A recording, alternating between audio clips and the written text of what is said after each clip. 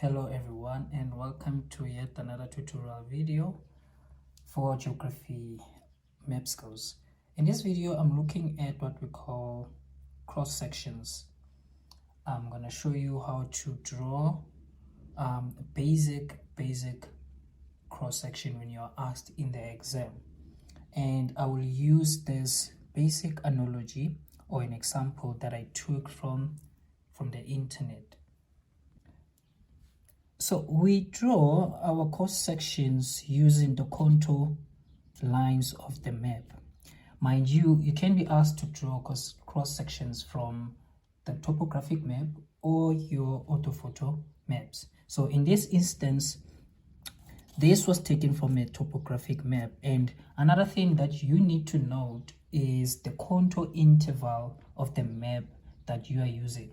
For instance, for topographic maps, the most used contour interval, as seen from this map, you'll see when we draw the cross section that the contour interval of this particular example, or where I took this map from, is 20 meters. So for topographic maps in South Africa mostly, your contour interval will be 20 meters.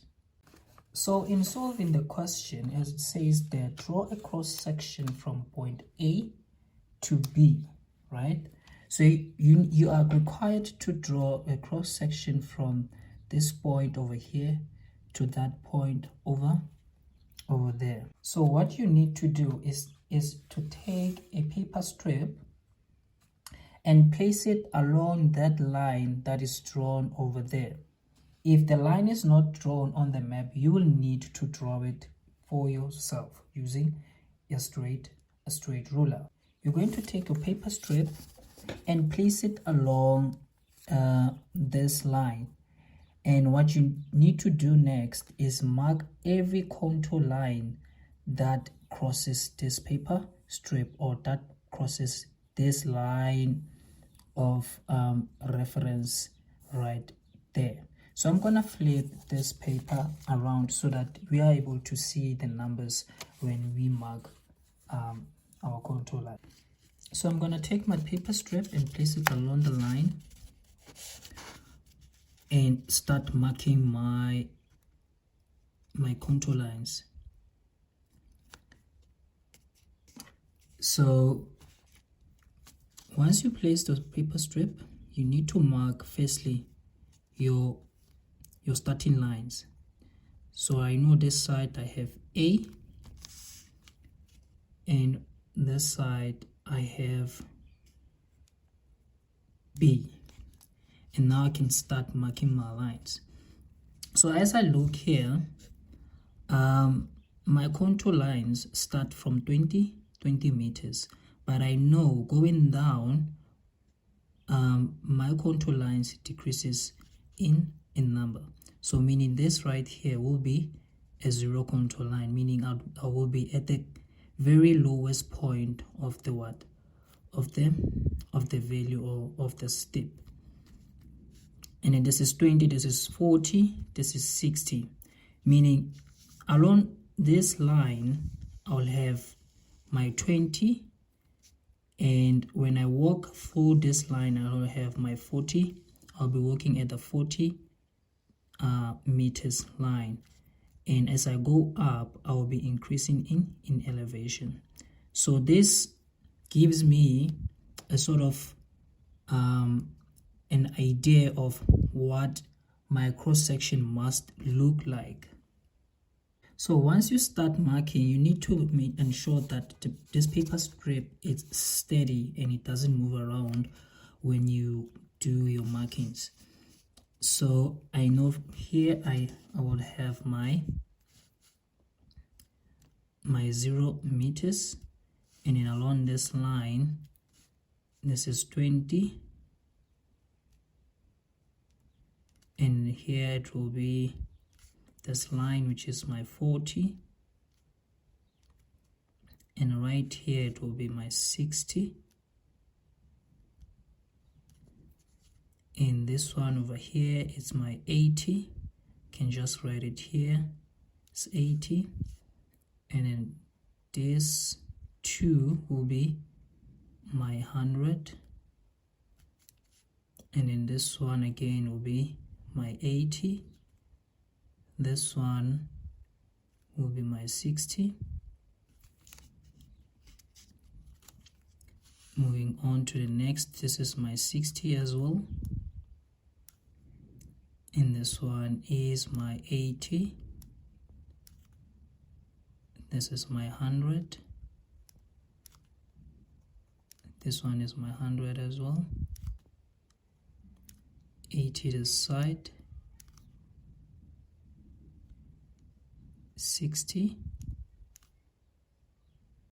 So once this is done, you need to take all your markings and plot them on a Cartesian plane. So let's continue to do that.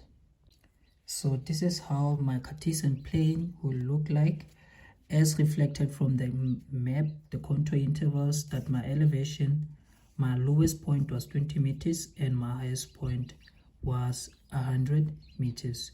And please note that the contour interval, or rather the intervals between this elevation, I used a 1 centimeter ruler to divide. I always advise my students to use 1 centimeters to draw the elevation. So let's draw our cross section. So this is my B, this side, and this is my A on this side. So when I draw my cross section, I need to ensure that this paper is steady as I move up. So from here I can just plot everything that I see here on my Cartesian plane. So this is 0, this is 0 the side. We go to 20 following this line, and there's my 20. I have my 20 over there, my 20 also over there. Moving up to 40 markings. I have 1 here,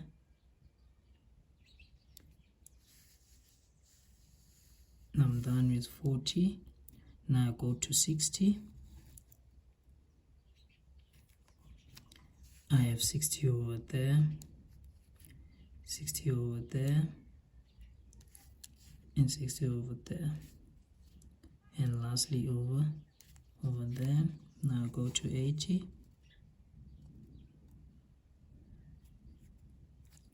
Here's my 80 mark over there, another one here, another one here, and another one. So from here you just plot your markings on your Cartesian plane. And lastly is my 100 marking.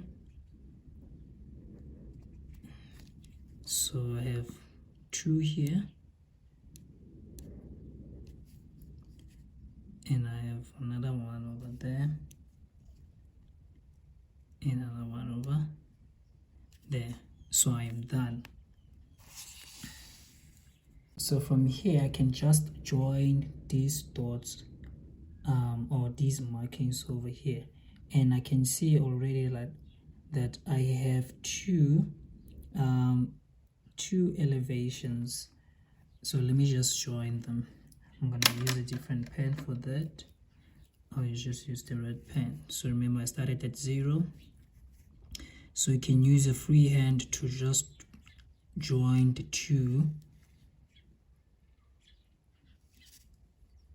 two lines. So from here I know that it's rarely that I can have a flat surface, so I'm gonna just curve that like that, and even right here.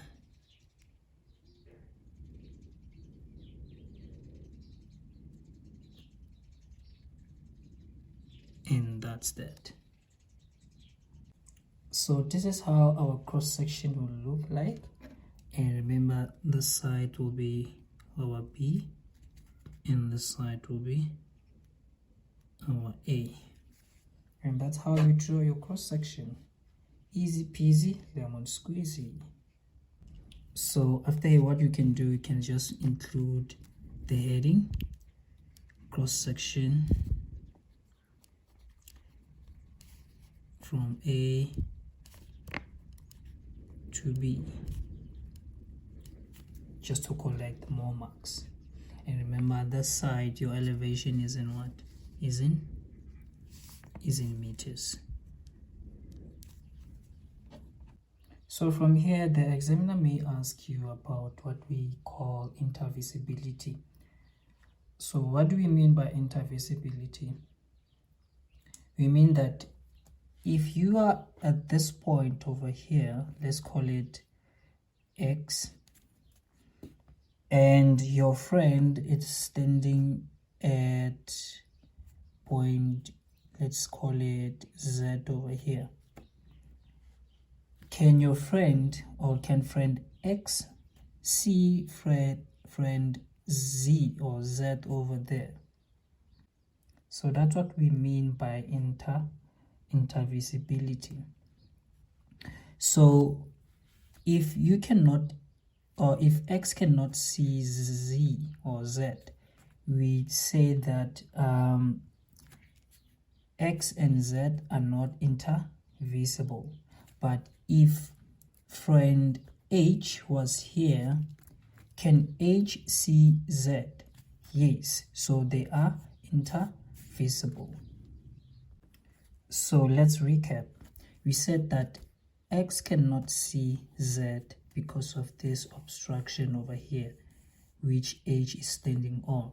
But H can see X and H can see also Z. So H's intervisibility is not obstructed. So he can see, he or she can see X and Z, but Z cannot see X, but he can see H. I hope this is clear. So let's try and make another example. Say we have friend P over here. So again, P's intervisibility is obstructed by this elevation that H is standing on. So he cannot see X, right? Meaning his intervisibility is not is obstructed, but he can see H. What about Z? With Z, we can say he's not likely to be able to see Z in reality because of what? Because of the elevation. But if Z can move closer, he can see P, and P can see Z. So more or less, P's intervisibility is obstructed by elevation. So I hope you learned something from this tutorial video. Please don't forget to like, share, and most importantly, subscribe to the channel. Until next time.